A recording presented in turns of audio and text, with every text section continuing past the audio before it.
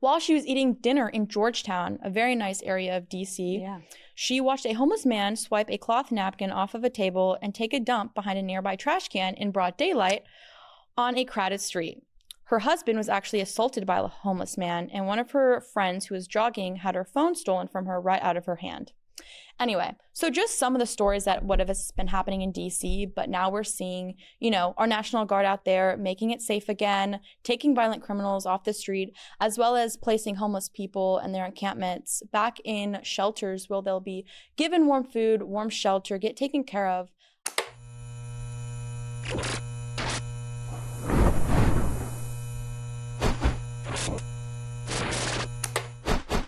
Hey guys, welcome back to Gen Z Unplugged. We are so excited to have you guys back with us today. I'm here with Lauren, and we are going to be talking about some recent events that have been happening in DC regarding Trump and his process to clean up the city and make it safe again. Which we are thrilled about, by the way. Yeah. I am lifelong DC area native, and I have just watched the city become increasingly dangerous and increasingly scared of what might happen to me or my family when we go to DC. So this is super exciting. Yeah, it really is. And we have some funny stories that we have experienced in DC, as well as wanted to give you guys some stats regarding before Trump and his administration started to put more of the homeless people in safe shelters and get criminals off the streets.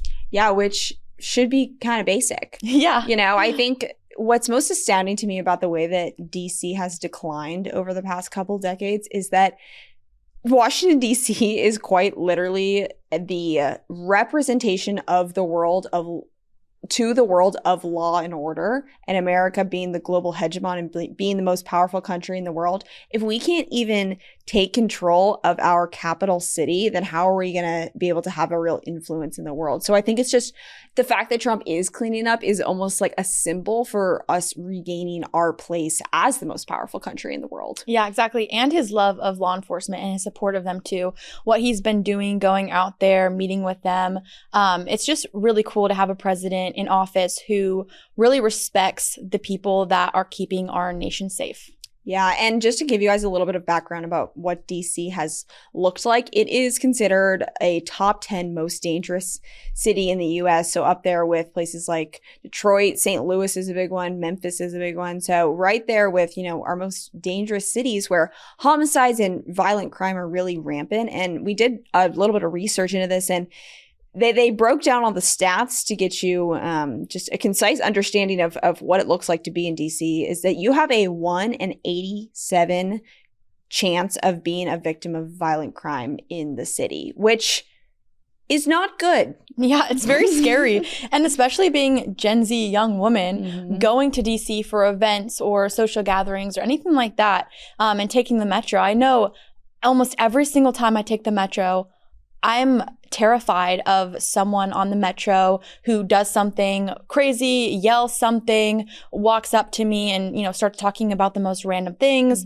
I mean, I don't feel safe going on the metro by myself. I don't feel safe walking into the city by myself. I mean, you will see literally anything. And a funny story, I was actually driving with my now fiance to our engagement. There was a man using the restroom on a telephone pole. Oh my gosh. And my fiance was like, oh my gosh, what is happening? Don't look at that. Don't look. Really romantic engagement. It really was. It's a story. It's a memory for, forever. But yeah, you never know what you'll expect to see when you're down there. Yeah. And I think a lot of people will say, well, what's the big deal? People are just, doing things like that. They're in the streets. They might yell at you, but they're not hurting you. So what's the harm? First of all, they are hurting you. That's one side of the story. But also, we have a right as Americans to feel safe in our cities and not feel constantly threatened or have to see very just unpleasant, indecent things on the streets of our cities. So it's more, yes, it's the violence, and we're going to get into that, but it's also just the fact that you want to be able to walk down the street and take in the beauty of the monuments and of our capital city without being accosted or having, step over a homeless encampment. It's just, it is evidence of the decline of a nation when people are sleeping in the streets. And there are churches, there are great charities. My church actually has a partnership with a charity that houses people in Fairfax over here. So awesome. There's so many good options and places for people to go. And we want to help them and letting them be on the streets, letting them shoot heroin or do cocaine or engage in like fentanyl and all of these illicit drugs on the streets of our city is not helping our citizens. It's not helping them at all. Yeah, exactly. And so going back to give a little backstory, the National Guard has been deployed to Washington, D.C., and there has been over 2,200 troops deployed. And I was actually in D.C. the other day, and honestly in a fairly safe area. I think, you probably wouldn't want to walk around there late at night or anything, but fairly safe. And there was a group of National Guard on every corner. It was like I couldn't walk 5 minutes without seeing another group of them. So I went up to them and I just said, thank you guys so much for being here. I mean, obviously it's not their choice, but just, we all feel so safe with them around. And I actually saw a lot of people like taking pictures with them. Wow. And you can tell that the DC residents are really grateful to have them there because law enforcement makes us safer. And I think that the left likes to tell you that they're the problem. But we've already seen more than 1,000 arrests as of 3 days ago. So as of the end of August, which is amazing because so many violent criminals are released back onto the streets without bail or given a warning, just because of leftist policies. So we're actually seeing those people being put away, which I'm just thrilled because this is my home. This is where I grew up. And I'm excited to see it return to a point where you can take your kids there and you don't have to worry about them seeing something on the metro that's indecent or like quite literally just fearing for your life. So this is really, really, really basic. So I'm excited to see how things will go. Yeah. And also there's been over 120 firearms as well that have been taken back into custody from these violent criminals, which is another really great stat because it just helps make people feel safer knowing that, firearms are not in the wrong hands. Yeah. So falling back on what you just mentioned too with criminals, going back to jail and staying there and not coming out without bail. We actually did a stat here at the center last year, over 800 young women between the ages of 18 and 24. And an interesting stat is that 79% of young women believe that criminals should not be released without paying bail. Which it's so obvious. Yeah, it should be 100%. It should be 100%. And I think that a lot of the people who are answering that question and who are saying that violent criminals should not be released without bail back into the streets, they want to be safe. Yeah. And they probably identify as leftists and they don't see that their leftist policies are that is what makes people be released back in the streets. That is the result of leftist policies. So I think that there's a total disconnect there because a significant portion of those we polled did identify as leftists. So I think that people aren't actually voting for the things they believe and the things they actually want to make happen. Yeah, and I think we see that as well in hiding their beliefs of what they think they are and identifying as when in all actuality, like they do believe certain conservative values. Recently, Amber Duke, a member of our advisory board here at the Luce Center, made a post on X, which we think is really prevalent to this conversation as she gives some insight into what it's been like living in DC. So she goes on and talks about what she's kind of experienced. And she's had her wallet stolen, been circled by a crazy woman on a bike until she agreed to Venmo her money, had a crackhead threaten to rape her at a bus stop, tried to follow me on the bus but was stopped by a driver, God bless him, when he didn't pay the fare, harassed by homeless men countless times. Pretty much every woman I know has had this experience. She was followed from Union Station at 1 a.m. after getting off a train from New York City. While she was eating dinner in Georgetown, a very nice area of DC, she watched a homeless man swipe a cloth napkin off of a table and take a dump behind a nearby trash can in broad daylight on a crowded street. Her husband was actually assaulted by a homeless man, and one of her friends who was jogging had her phone stolen from her right out of her hand. Anyway, so just some of the stories that would have been happening in DC, but now we're seeing, our National Guard out there making it safe again, taking violent criminals off the street, as well as placing homeless people and their encampments back in shelters where they'll be given warm food, warm shelter, get taken care of. And I believe Trump said that if they decline or if they refuse to go to the shelter, that they will be put in jail. Wow. I mean, it's hard, but I mean, resisting that sort of thing, there has to be some sort of consequence because, it's urgent because every day that we allow the violence to go on is every day that a person could be assaulted or even killed when they don't have to be. So it's crazy to hear everything that Amber Duke has seen in DC. It sounds like you're describing, Colombia. Yeah, it sounds like you're describing a city run by the cartel. Yeah. So yeah, I mean, it's so unbelievably necessary and it's about time. Yeah, too. Seriously. And just following from, this year of the couple who left the Capitol Jewish, Museum in DC, a newly engaged couple, 30 years old and I believe 26 or 24, they were leaving an event from the museum and 21 rounds were fired on them when they were leaving.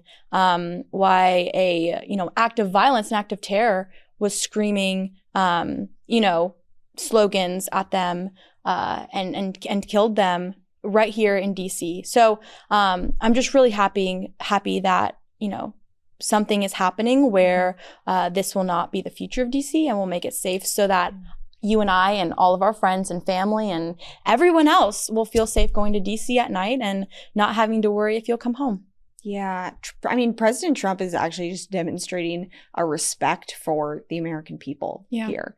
Because, I mean, if something even just a minor crime happened to someone like me or someone in my family, oh my gosh, I would want justice yesterday. Yeah. So I just value that so much that he is taking the time and the care and the urgency to really do this. So the results are going to be good. And something that this reminds me of is, a place that was beautiful and has really headed downhill is California. Ever since Gavin Newsom became governor, the city has become increasingly violent. All the cities in California, increasingly dirty. And San Francisco is a huge example of this. I talk to people, who are in their 60s, 70s, 80s, and they say that, well, San Francisco used to be my favorite city, but not so much anymore. Yeah. Because it's like DC, but to a different extreme, and that you can't walk, 20, 30 feet without seeing a homeless person, or this is gross, so forgive me, but San Franciscan residents literally developed a map so you could see where human excrement was, so you could avoid the excrement on the streets. Yes, this is like a common app that people use. Oh my goodness. It's just unbelievable. So,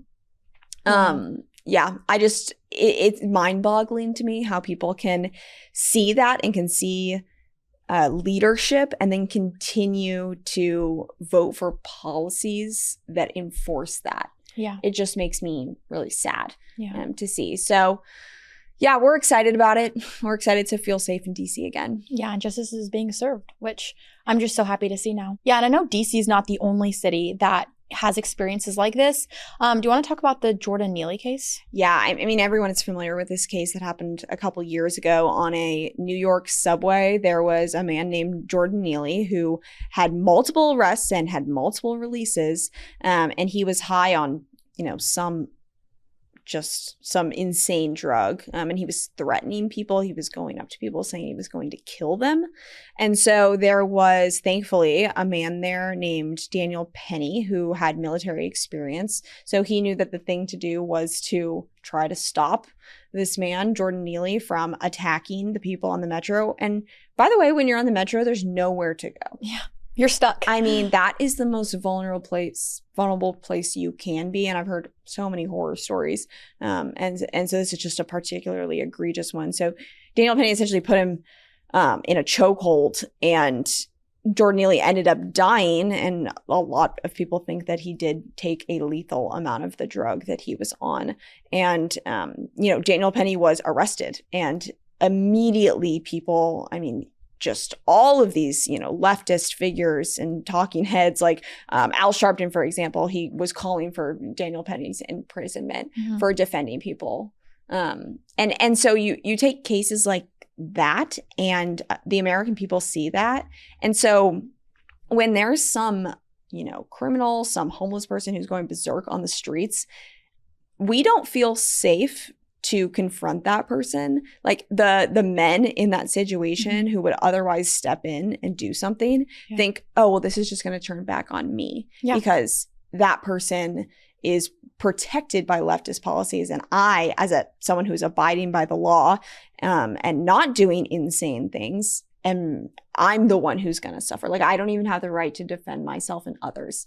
So it's just so frustrating that Daniel Penny would do something as brave as he did and probably saved lives and would be punished and imprisoned. He was, thankfully, his case was dismissed and he was not imprisoned for that. But the fear is definitely there. Yeah. And I think a lot of people, because of that situation, have felt intimidated by the systems that are put in place to be able to, put these criminals behind bars. But like you were saying, they're looking at themselves like, I don't want to go help that person who looks like they need it because I'm going to get thrown in jail. People are going to call me, all of these names because I don't want someone to hurt someone else, like defending someone.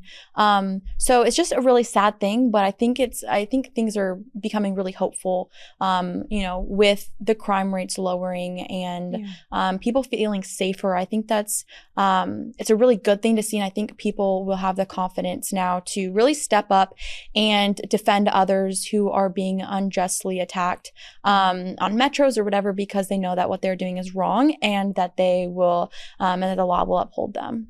Yeah. And, I think that people underestimate the value of safety and they don't consider that a right. But we do, as Americans, have a right to be safe. We should have a right to go on a metro and not be attacked or sexually assaulted. I know the story of a young high schooler girl who got sexually assaulted on the metro when she was with some of her friends, actually, from a man who came down from New York City, and he was a repeat offender. So situations like that where someone who does this constantly and there's no justice behind getting him behind bars, and he's done this to multiple young women, just having a young high schooler be the target for that situation when, it could have been stopped years, months, weeks ago. Yes, exactly. I think something that Allie Beth Stuckey always talks about that I think is super, super good is the idea that every crime committed by, a repeat offender who should have been put in jail or an illegal alien is preventable, because we already knew that this person had the capability to do something horrible like this. So if you release them out of jail, that crime could have been prevented. People say, oh, well, how are we going to fix this? You can't control what people are going to do, but you can control actually bringing justice on the people who have done this before and could do it again. Yeah, exactly. You could save lives by putting them behind a bar after an injustice is committed. Exactly. And that's not mean. That's not compassionate. That is having compassion on the people who are potential victims of that person. Yeah. So, I think that the left targets young women and trying to manipulate them into, oh, well, this person has, mental health struggles and that's why they do that.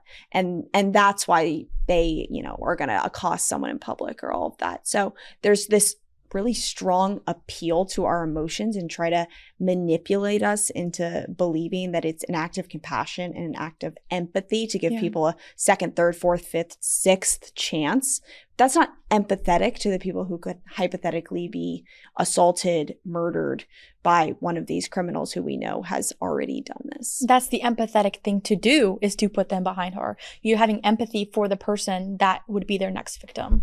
Exactly. So, and something that kind of just popped into my head that I'm curious about your response in is that, as conservatives, we hold to the idea of freedom and having the freedom to live, to do things as you want, and to just, life, liberty, and the pursuit of happiness. Like that is what we want to advocate for as conservatives. So what do you say to people who think that, continuing to allow people to do what they want by sleeping on the streets is an aspect of our freedoms as Americans? So I think to answer to those people who believe that, it's freedom to allow homeless people to sleep on the streets, that's not freedom. That's denying our freedom to walk on the streets and feel safe. We want to give the homeless people their freedom back. We want to implement legislation and areas where the homeless people can go to and feel safe, get warm meals, get a shelter over their head, have the ability to be reincorporated into society by having aspects of their life granted back to them, like regular meals, conversations with others, being treated with dignity, putting them in a position where they can get the tools back that they need to get back on their feet. And I think there's so many different organizations, shelters, like what you were saying with your church, out there available to them. That is being the empathetic person, is understanding that them sleeping on the street is not what is best for them. Yeah, they're in a really hard situation, but being able to give them their freedom back, to give them the tools needed through all these different shelter and volunteer aspects and all these people who put who work their whole life for them, giving them that ability to re-enter society with, what they need is actually what is freedom and what will give them their freedom back. That is so well said. Yeah, we want to give them their freedom back, because I would never want to discourage people from having empathy and compassion towards people, but giving them endless resources so that they can continue staying on the streets and continue using dangerous drugs, like you said, that is not going to help them. But calling them higher and calling them to something better, helping them break that cycle is genuinely what is kind and what is loving and what is charitable. Yeah. So I think that's all we have for today. So thank you guys so much again for watching us here at Gen Z Unplugged. We hope you enjoyed our conversation. Please like, subscribe, turn on notifications, and comment any video ideas that you guys want us to talk about. And we look forward to seeing you guys next time. Thanks.